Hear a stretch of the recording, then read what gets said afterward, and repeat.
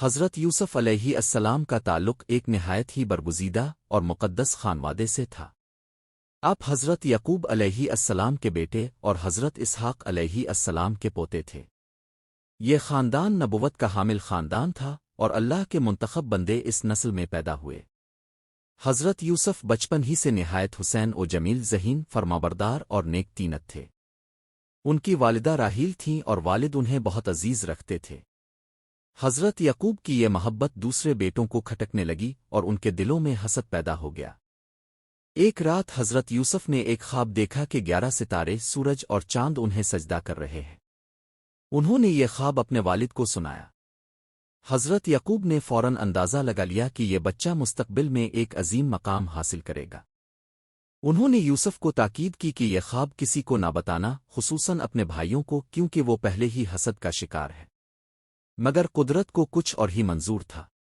بھائیوں کا حسد بڑھتا گیا اور وہ یوسف کو اپنے راستے سے ہٹانے کی منصوبہ بندی کرنے لگے۔ انہوں نے اپنے والد سے جھوٹ بولا کہ ہم یوسف کو ساتھ لے جا کر کھیلنے دیں گے۔ والد نے پہلے انکار کیا لیکن پھر بھائیوں کے مسلسل اصرار پر اجازت دے دی۔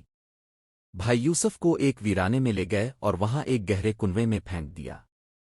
ان کے دل اس وقت بھی رحم سے خالی تھے جب وہ اس معصوم بچے کو پانی کے بغیر اندھیرے کنویں میں چھوڑ کر چلے آئے۔ واپسی پر انہوں نے یوسف کی قمیص پر جھوٹ موٹ کا خون لگا کر والد سے کہا کہ یوسف کو بھیڑیا کھا گیا۔ حضرت یعقوب کو یہ بات قبول نہ ہوئی۔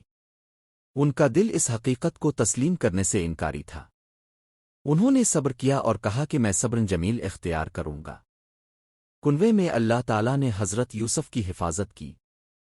کچھ دنوں بعد ایک قافلہ وہاں سے گزرا۔ انہوں نے پانی نکالنے کے لیے ڈول ڈالا تو یوسف کو کنویں سے نکال لیا۔ قافلے والوں نے یوسف کو غلام سمجھ کر مصر لے جا کر بیچ دیا۔ مصر کے ایک بااثر شخص اذن مصر نے انہیں خریدا اور اپنی بیوی کو کہا کہ اس بچے کا خیال رکھنا، شاید یہ ہمیں نفع دے، ہم اسے اپنا بیٹا بنا لیں۔ حضرت یوسف اذن مصر کے گھر میں جوان ہوئے۔ وہ حسن و جمال کا پیکر، عقل و شعور سے لبریز اور کردار میں بے مثال تھے۔ ان کی خوبصورتی نے اذن مصر کی بیوی زلیخا کو متاثر کیا اور وہ ان کی محبت میں مبتلا ہو گئی۔ اس نے یوسف کو گناہ کی دعوت دی لیکن یوسف نے انکار کر دیا۔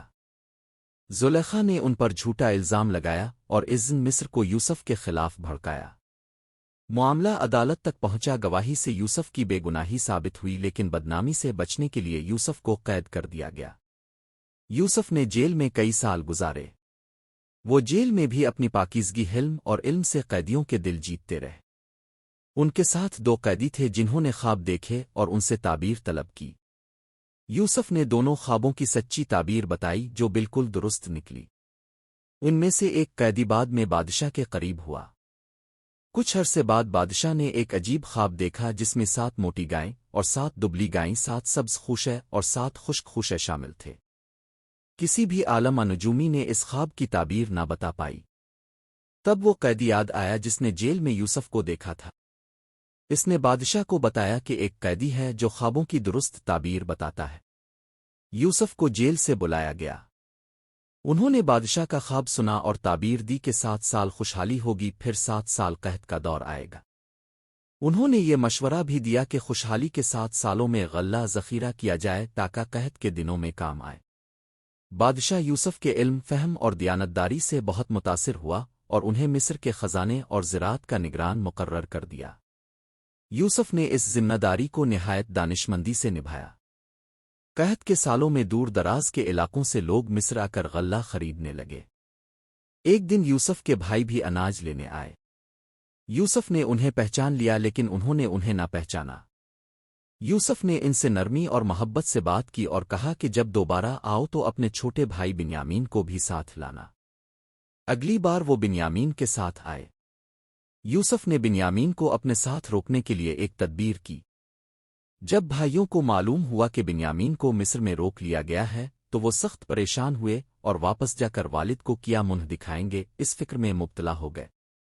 ان میں سب سے بڑے بھائی نے کہا کہ میں مصر سے واپس نہیں جاؤں گا جب تک اللہ کوئی فیصلہ نہ کرے۔ حضرت یعقوب نے جب یہ سنا تو ان کی آنکھیں شدت غم سے سفید ہو گئیں اور وہ بالکل نابینا ہو گئے۔ وہ مسلسل یوسف اور بنیامین کو یاد کر کے روتے رہے۔ آخرکار بھائی پھر مصر آئے اور اس بار یوسف نے اپنے آپ کو ظاہر کر دیا۔ بھائی شرمندہ ہوئے، یوسف نے ان سب کو معاف کر دیا۔ انہوں نے کہا کہ اللہ نے میرے ساتھ احسان کیا جب اس نے مجھے جیل سے نکالا اور تمہیں مجھ سے ملا دیا۔ یوسف نے بھائیوں سے کہا کہ اپنے والد کو لے آؤ۔